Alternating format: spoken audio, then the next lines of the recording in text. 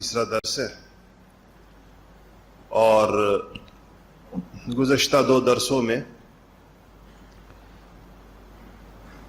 سیدنا ابراہیم علی نبینا وعلیہ الصلاۃ والسلام سے لے کے رسول اللہ صلی اللہ علیہ وسلم کے دادا حضرت عبد المطلب تک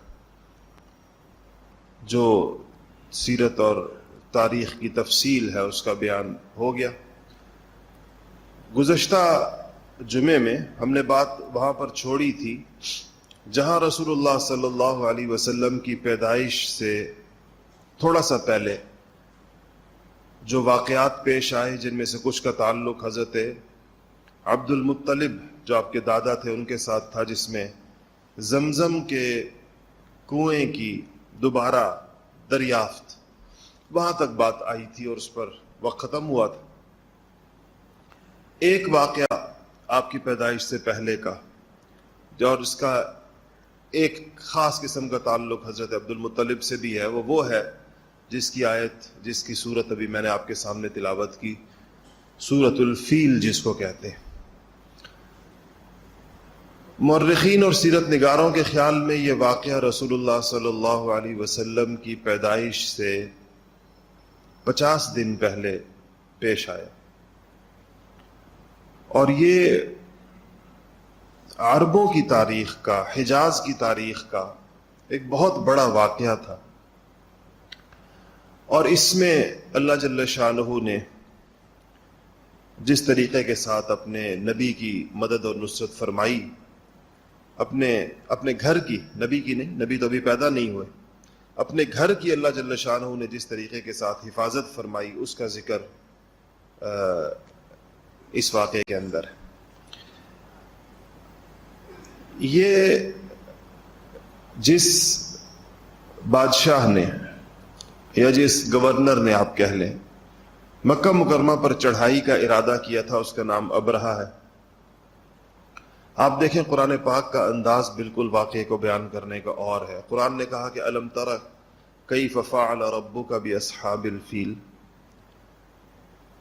سیدھا سیدھا اس طرف متوجہ کیا گیا کہ دیکھو تم لوگوں نے نہیں دیکھا کہ اللہ رب العزت نے ہاتھیوں والوں کے ساتھ کیا کیا؟ کیف فعل ربک، آپ کے رب نے کیا فعل کیا ان کے ساتھ۔ تو یہ جو بادشاہ تھا، یہ جو گورنر تھا، یمن کا تھا یہ، اور دنیا کے میں حالات کیسے بدلتے ہیں آپ اس سے اندازہ لگائیے کہ اس زمانے کا جو یمن تھا، جو بہت ہی متمدن اور ترقی یافتہ ملک شمار ہوتا تھا، وہ زیر نگیں تھا حبشہ کے، اور حبشہ سے مراد جو ملک ہے آج کل وہ کئی ملکوں میں بٹا ہوا ہے، جیسے ایتھوپیا اور ایریٹیریا اور ان ملکوں پر مشتمل علاقے کا، یعنی ایک زمانے میں حبشہ کی اتنی بڑی حیثیت تھی، قیصر و کسریٰ کے بعد نجاشی کا نام لیا جاتا تھا جو شاہ حبشہ ہوتا تھا، اور اس کی حکومت افریقہ میں واقع ملک تھا، اور اس کی حکومت ایشیا کے ملکوں کے اوپر بھی تھی، جیسے یمن جیسے علاقے میں۔ یہ ابرہہ جو ہے یہ اسی کی جانب سے حبشہ کے بادشاہ کی طرف سے یمن کا گورنر تھا۔ اچھا، جب لوگوں کو سیاسی اقتدار حاصل ہو جائے تو انسان کی ایک عادت ہے کہ جب اس کا سیاسی اقتدار یا اس کی حکومت مستحکم ہو جائے تو اس کو مذہبی اقتدار کی بھی خواہش پیدا ہوتی ہے۔ عیسائیت کے اندر جو بعض فرقے بنے ہیں وہ بھی اسی وجہ سے کہ بادشاہوں کو یہ شوق پیدا ہوا کہ یہ مذہبی رہنمائی بھی ہمارے پاس ہونی چاہیے، اور انہوں نے اس کی کوشش کی۔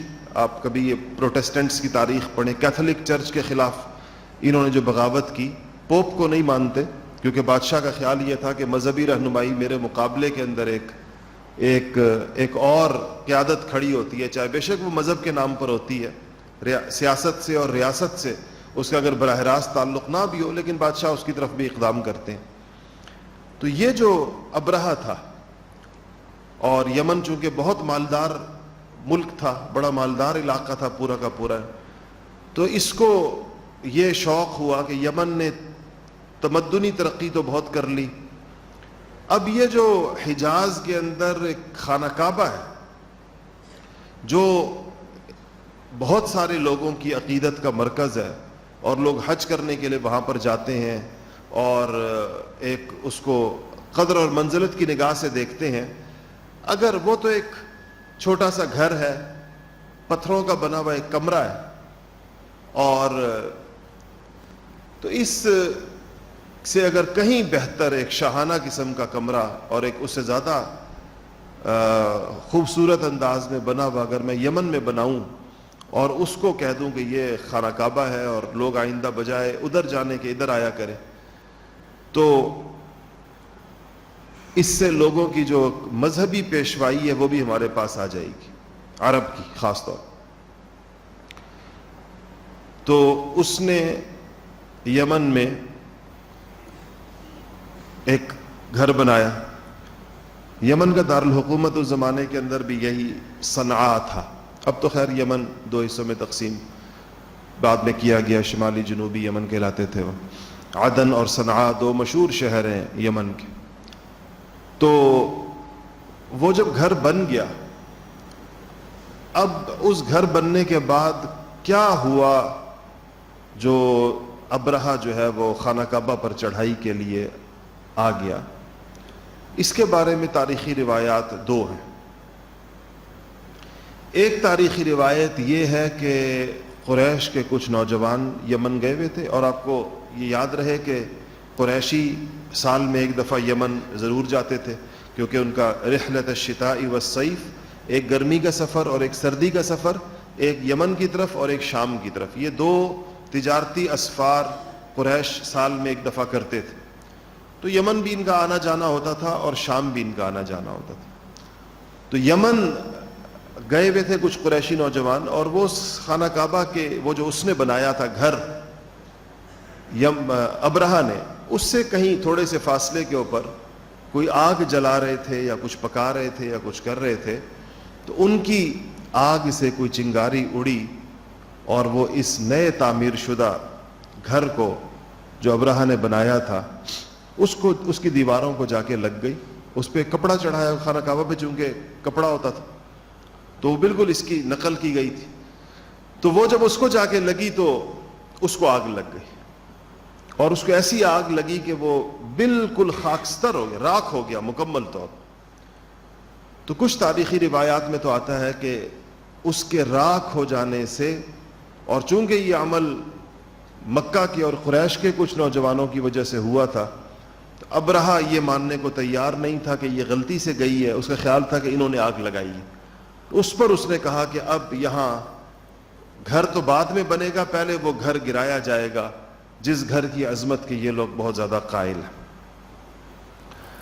تو ایک روایت یہ ہے۔ ایک دوسری روایت بھی ہے، اور وہ یہ ہے کہ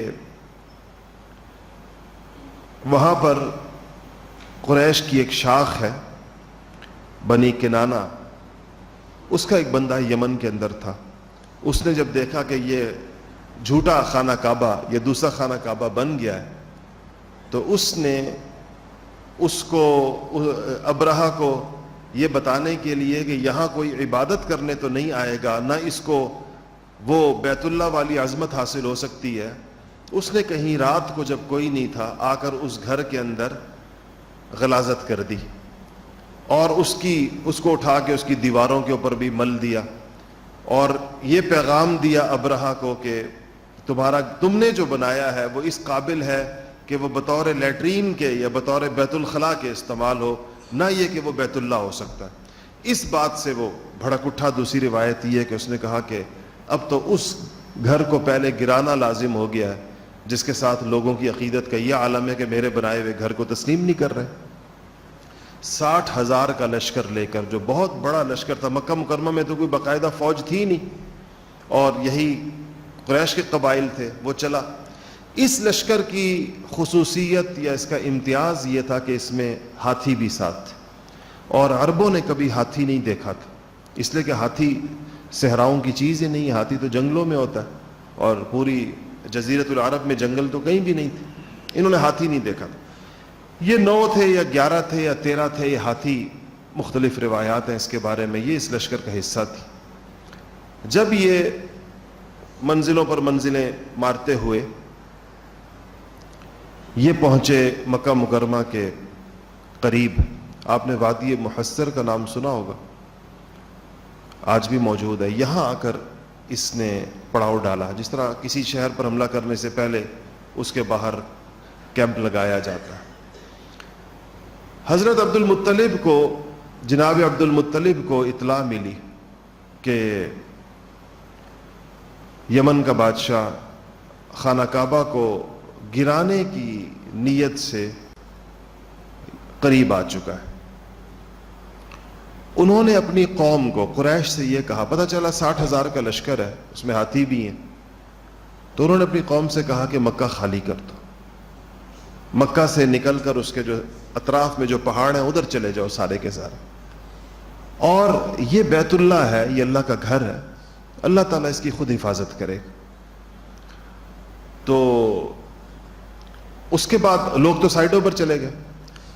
ابرہہ نے یہ کیا کہ اس کے فوجی جو تھے، جو اس کے لشکر کے لوگ تھے، وہ گئے اور مکہ کے آس پاس جو جگہیں تھیں جہاں پر اونٹ وغیرہ چر رہے تھے لوگوں کے، وہ پکڑ کر لے آئے، جیسے قابض فوجیں کرتی ہیں، جہاں پر قبضہ ہو جائے تو لوگوں کے جان مال۔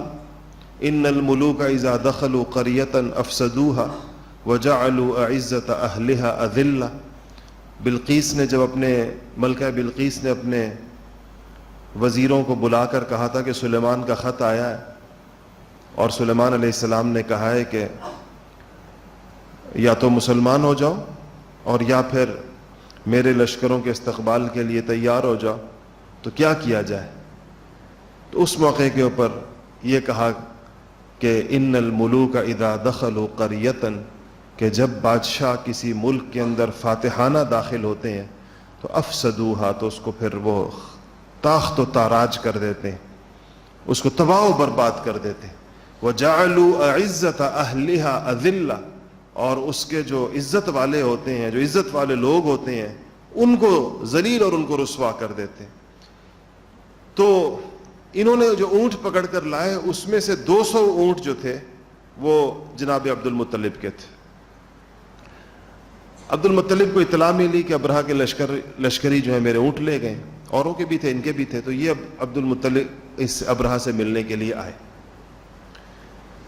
اچھا، ان کو اللہ تعالیٰ نے بڑی وجاہت سے اور بڑے حسن و جمال سے اور بڑی ایک ظاہری طور پر ایک بڑی شاندار شخصیت سے نوازا تھا، سردار بھی تھے ان سب کے، باوقار بھی بہت تھے۔ تو وہ جس بے خوف طریقے کے ساتھ، جس باوقار انداز میں ابرہہ سے ملنے کے لیے آئے، ابرہہ کے اوپر اس کا بڑا اثر ہوا، تو اس نے ان کو اعزاز و اکرام کے ساتھ، جیسے قبیلے کے بڑوں کو کے ساتھ معاملہ کیا جاتا ہے، ان کو بٹھایا اور پوچھا کہ آپ کیسے، آپ وہ سمجھا کہ یہ درخواست لے کر آئے ہوں گے کہ خانہ کعبہ پر حملہ مت کرو۔ تو انہوں نے کہا کہ آپ کے فوجیوں نے میرے اونٹ پکڑ لیے، تو ان سے میں اس لیے آیا ہوں کہ اپنے اونٹ آپ سے واپس لے لوں۔ تو ابرہہ نے کہا کہ مجھے حیرت ہے آپ کے اوپر، آپ کو ہمارے ارادے کا پتہ نہیں کہ ہم کس خیال سے یہاں پر آئے، مطلب آپ کو اونٹوں کی فکر ہے، آپ کو پتہ نہیں کہ ہم ابھی کیا کرنے والے ہیں، ہم تو یہ خانہ کعبہ گرانے والے ہیں، ہم تو اس کو ڈھانے والے ہیں، تو ہمارا اس کے اوپر حملہ ہونے والا ہے۔ تو اب ابو عبد المطلب نے ایک جملہ کہا کہ انا رب الابل، میں اونٹوں کا مالک ہوں، اور کہا یہ جو ہے وللبیت رب، اور یہ جو بیت ہے اس کا اپنا ایک رب ہے، اس کا ایک اور مالک ہے، میں اس کا مالک نہیں ہوں۔ انا رب الابل، میں اونٹوں کا مالک ہوں، وللبیت رب سیمنعہ، کہا وہ اس کی حفاظت، اپنے گھر کی حفاظت کرنا وہ جانتا ہے، جس کا وہ گھر ہے، میں اس کی کوئی بات نہیں کروں گا۔ اور اپنے 200 اونٹ اس سے لیے اور چل پڑے، مکہ مکرمہ خالی کر دیا قریش نے۔ یہاں سے جب یہ نکل کر ابرہہ نکلا ہے اپنے اس کے ساتھ، تو اب اس کے جو ایک خاص جگہ آ گئی، یعنی وہ ریڈ لائن آ گئی جس کے آگے گویا اللہ جل شانہ کا حفاظتی حصار قائم تھا اپنے گھر کی حفاظت کے لیے۔ اب اس کے ہاتھی آگے نہ جائیں. انہوں نے ہاتھی آگے رکھے ہوئے، ہاتھی آگے نہ جائیں. اور یہ جو ہاتھیوں کو چلانے والے لوگ ہوتے ہیں وہ ان کے پاس نوکیلے نیزے نما چیزیں ہوتی تھی جس سے ہاتھیوں کو کچوکا دیا جاتا ہے آگے چلانے کے لیے. ہاتھی پر تو کوڑا ووڑا اثر نہیں کرتا، تو وہ ان کو کچوکے دے رہے ہیں، ہاتھی آگے جانے سے انکاری ہیں. اچانک آسمان کے اوپر پرندوں کا ایک غول نمودار ہوا اور چھوٹے چھوٹے بالکل ابابیل جیسے اگر آپ نے دیکھی ہو، اگرچہ بعض لوگوں کے خیال روایت کے ترجمے میں ابابیل جو ہے وہ پرندے ہی کو کیا، پرندے کی قسم کو نہیں بلکہ چڑیا ہی کو. تو ان کی 3 کنکر ہر ابابیل کے پاس تھے. ایک اس کی ایک چونچ میں تھا، ایک اس کے ایک پنجے کے اندر اور دوسرا اس کے دوسرے پنجے کے اندر. چھوٹے چھوٹے کنکر. اور وہ غول جب اوپر لشکر کے اوپر آیا تو بس اوپر پہنچ کر اپنے کنکر انہوں نے چھوڑ دیے. اور وہ کنکر جس انسان کے سر پہ لگتا تھا اس کے پاؤں سے نکلتا تھا اور اسی لمحے میں وہ انسان وہاں پر قیمے کے ایک ڈھیر کی صورت کے اندر موجود ہوتا تھا. اور جس ہاتھی کے اوپر لگتا تھا اس ہاتھی کے بھی ایک طرف لگ کر دوسری طرف سے نکلتا تھا، یعنی اوپر سے لگا اور نیچے سے نکلا، اور وہ ہاتھی کی شکل باقی نہیں رہتی تھی، وہاں قیمے کا ایک ڈھیر، جیسے کسی نے آپ نے کبھی قیمے کی مشین سے جب قیمہ نکل رہا ہوتا ہے تو اس طرح کا قیمے کا ایک منو قیمے کا ایک ڈھیر. قرآن پاک نے اس کے لیے جو لفظ استعمال کیا کہا ہے کعصف مأکول. اگر آپ نے کبھی جانوروں کو یہ چارہ کھاتے ہوئے دیکھا ہو تو کھایا ہوا چارہ، جانور جب چارہ کھا لے اور وہ اس کے معدے میں پہنچ جائے، کبھی آپ کسی جانور کی اوجڑی اگر پھاڑیں تو اس میں سے چارہ جس شکل کے اندر نکلتا ہے، ان ہاتھیوں اور لشکریوں کی شکل اس طرح ہوگی. یہ اللہ جل شانہ کا غیبی نظام تھا اپنے گھر کی حفاظت کے لیے، اور کسی انسان کی اللہ جل شانہ کو اس کے لیے ضرورت نہیں تھی کہ کوئی ایک انسان جو ہے، ویسے تو کلمہ کن کافی ہوتا ہے، اللہ جل شانہ کا ارادہ کسی کو تباہ و برباد کرنے کے لیے کافی ہوتا ہے. لیکن یہ جو اللہ تعالیٰ معاملہ کرتے ہیں یہ اصل میں یہ دکھایا یہ جاتا ہے کہ دیکھیں اگر ویسے اللہ کہتے اور سارے کے سارے فنا ہو جاتے تو لوگوں کو پتہ نہ چلتا کہ ہوا کیا اس لشکر کے ساتھ. اس چھوٹے سے پرندے سے ہاتھیوں اور 60,000 کے لشکر کو فنا کر کے ایک پیغام اللہ جل شانہ نے انسانوں کو گویا دیا ہے کہ اللہ تعالیٰ ان ظاہری اسباب کا پابند نہیں ہوتا. یہ ظاہری اسباب انسانوں کے لیے ہوتے، انسان اس کے پابند ہے. تو یہ واقعہ ہوا. ابرہہ کے ساتھ کیا ہوا؟ کیا اس کو بھی کوئی کنکر لگا یا وہ اس سے بچ گیا؟ تاریخی روایات، سیرت کی روایات اس کے بارے میں مختلف ہیں. زیادہ تر مورخین اور سیرت نگاروں کا رجحان اور ان کے نزدیک قابل ترجیح یہ ہے کہ ابرہہ کو نہیں ہلاک کیا گیا اس کے اندر اور وہ زندہ رہا، کیونکہ اگر وہ پہلا کنکر لگنے سے وہ بھی مر جاتا تو اپنا یہ عبرتناک انجام وہ کیسے دیکھتا کہ جس لشکر کو وہ بڑے تم تراق کے ساتھ وہ لایا تھا خانہ کعبہ کے اوپر چڑھائی کے لیے، اس کا انجام کیا ہوا. اس کو عبرت کے لیے زندہ رکھا گیا اور اس نے یہ سارا اپنے لشکروں اور اپنے لوگوں کا یہ حال دیکھا. کوئی اکا دکا تھوڑے سے لوگ اس کے اندر بچ گئے جنہوں نے واپس راہ فرار اختیار کی یمن کی طرف. لیکن اس کو ابرہہ کو ایک خطرناک قسم کی بیماری نے آ لی، اور وہ ایسی بیماری تھی کہ جس میں انسان کے اعضاء جھڑنا شروع ہو جاتے. یعنی وہ جیسے انگلی کو لگی تو انگلی کا پور کم ہو گیا، پھر دوسرا پور کم ہوا، پھر پوری انگلی ختم ہو گئی، پھر ہاتھ ختم ہونا، اسی طرح ٹانگ پر کان جھڑ جانا، ناک گر جانا. اس طرح اس کے اعضاء ٹوٹ ٹوٹ کے اس کے جسم سے گرنا شروع ہوئے. اور کہتے ہیں جب وہ یمن پہنچا، مرا یمن جا کر، بعض روایت میں آتا ہے کہ رستے میں مرا، تو جب اس کے لوگوں نے دیکھا تو وہ ایسا لگتا تھا جیسے مرغی کے کسی چوزے کے پر کسی نے نوچ دی ہو اور جو اندر سے وہ چھوٹا سا چوزا نکلتا ہے، اس طرح اس کا جسم باقی تھا.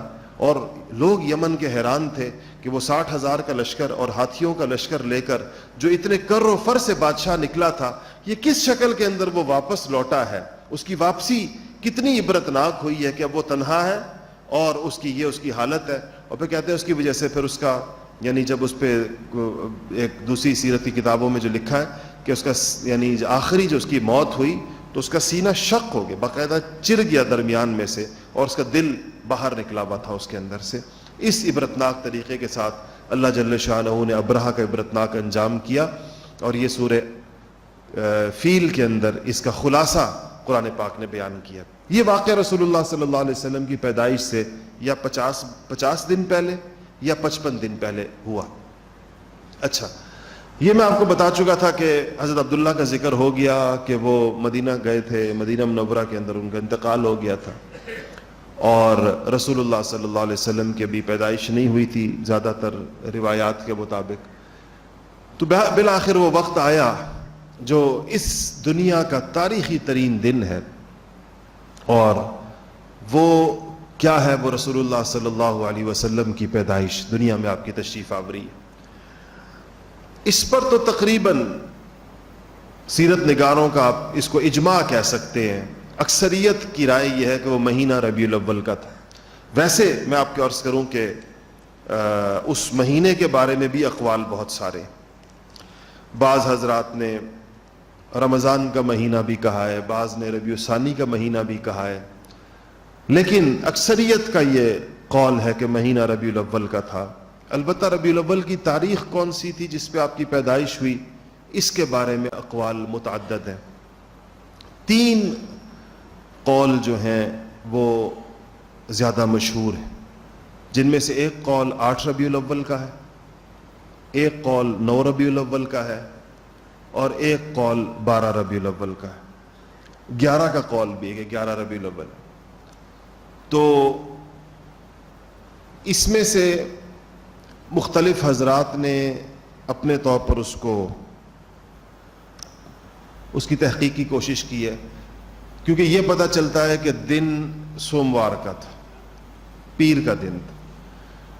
تو اگر 8 ربیع الاول والے قول کو لے لیا جائے تو وہ دن تو وہ بھی پیر کا بنتا ہے، اور یہ عیسوی اعتبار سے جو ہمارے یہ جو 2019 چل رہا ہے، یہ عیسوی سن چل رہا ہے، اس اعتبار سے یہ 570 بنتا ہے، سن 570 پیر کا دن تھا۔ ابو طالب کے مکان میں آپ کی ولادت ہوئی، اور صبح سویرے کا وقت تھا، صبح صادق کا وقت تھا، اور جب یہ خبر رسول اللہ صلی اللہ علیہ وسلم کی خبر جو ہے وہ حضرت عبد المطلب کو ملی، جناب عبد المطلب کو۔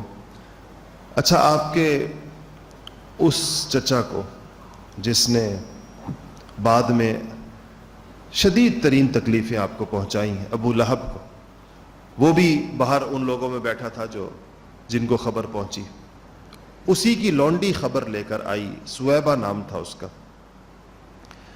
اور یہ لفظ ثویبہ عربی کے اندر ہے، میرا خیال یہ ہے کہ جو ہمارے ہاں ایک نام لڑکیوں کا لوگ رکھتے ہیں صوبیہ کے نام سے، یہ اسی کی بگڑی ہوئی شکل ہے۔ وہ چونکہ نقطے آگے پیچھے ہوتے ہیں، ثویبہ کے اندر یا پہلے یا با بعد میں ہے، تو لوگوں نے با پہلے کر دی اور یا بعد میں کر دی اور اس کو صوبیہ بنا دیا، ورنہ صوبیہ کا بظاہر کوئی معنی نہیں بنتا۔ یہ ایسے ہے جیسے ہمارے یہاں ایک نام ہے شرجیل کے نام سے، شرجیل کوئی نام نہیں ہے، یہ اصل میں لفظ شرحبیل ہے۔ تو شرحبیل کے با کو میرے خیال ہے ہا کے نیچے لکھنے کے اندر آ گیا، تو وہ ہا سے جیم بن گیا، تو وہ شرحبیل سے لفظ شرجیل بن گیا۔ ایسے اردو کے اندر لوگوں نے جیسے پڑھا تو اس طرح نام آ جاتے ہیں۔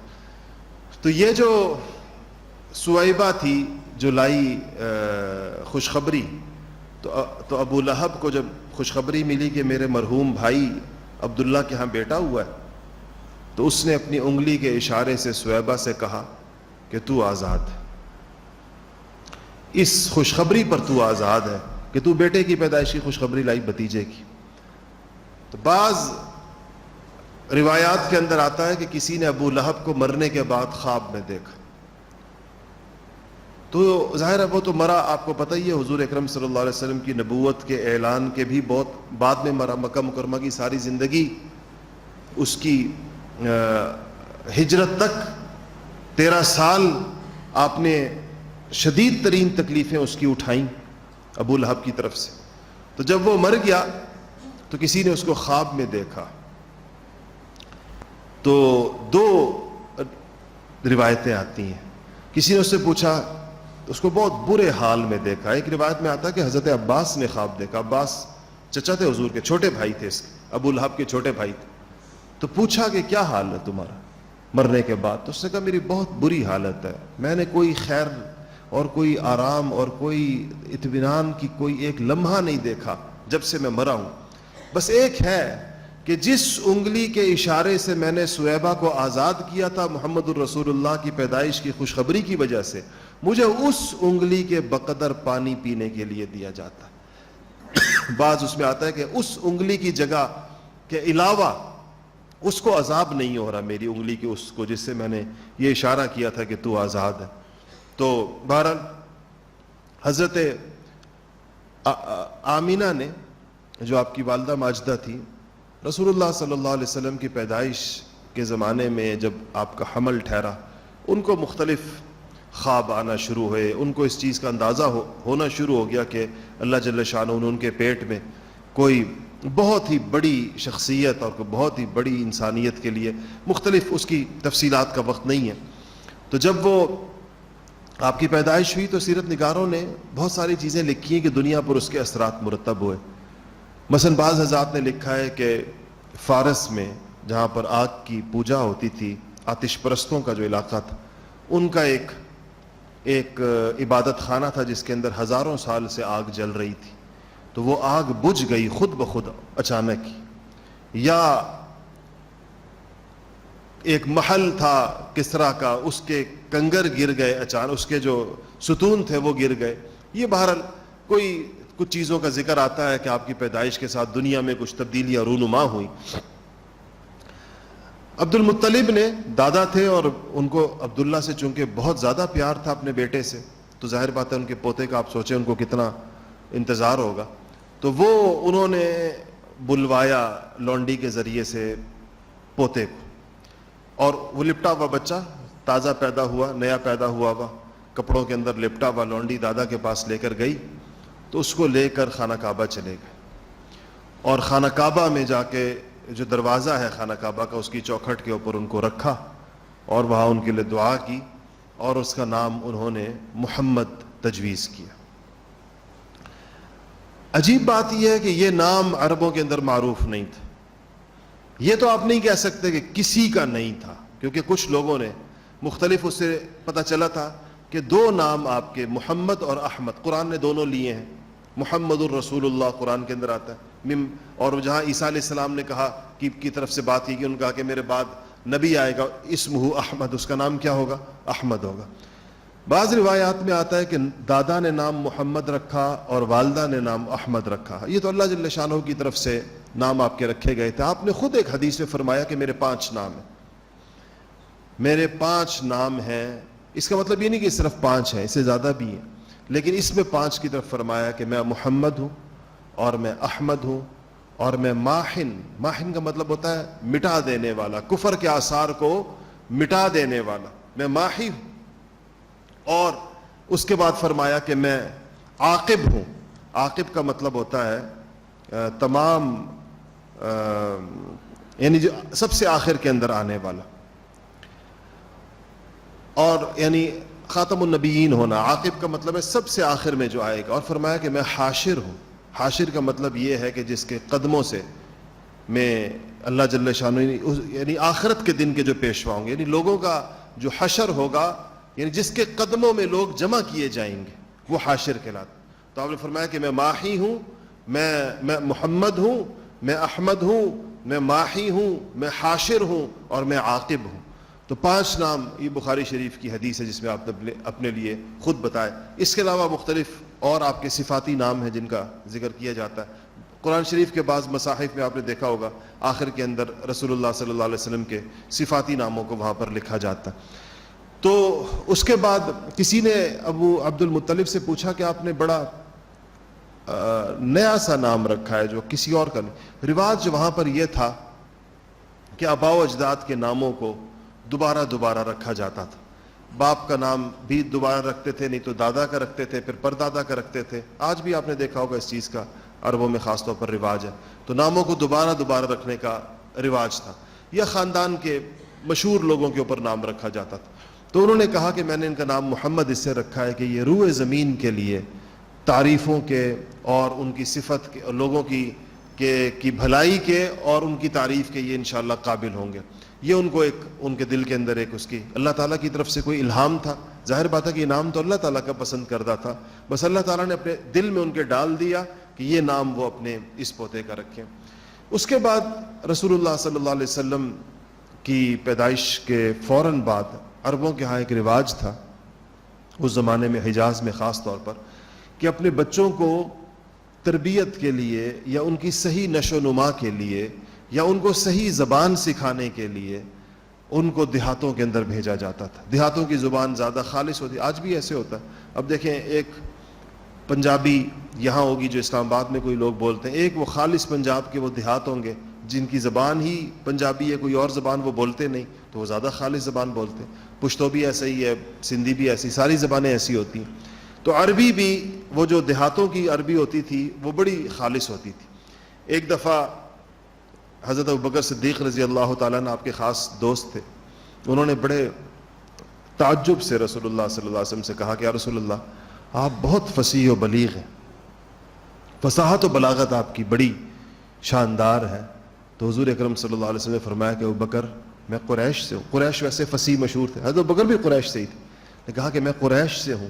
ایک تو اس کی وجہ یہ، دوسرا میں نے بنو سعد کا دودھ پیا ہے. بنو سعد وہ قبیلہ تھا جہاں پر آپ کو بھیجا گیا تھا بچپن میں، جہاں اما حلیمہ سعدیہ جن کو ہم کہتے ہیں آپ کی رضائی والدہ جو تھیں، تو وہ بنو سعد کی تھی. تو آپ نے کہا کہ میں نے بنو سعد کا دودھ پیا، یعنی بنو سعد میں نے بچپن گزارا ہے، اس وجہ سے میری زبان. یہ اسباب کے درجے میں اس کی وجوہات کو بیان فرمایا.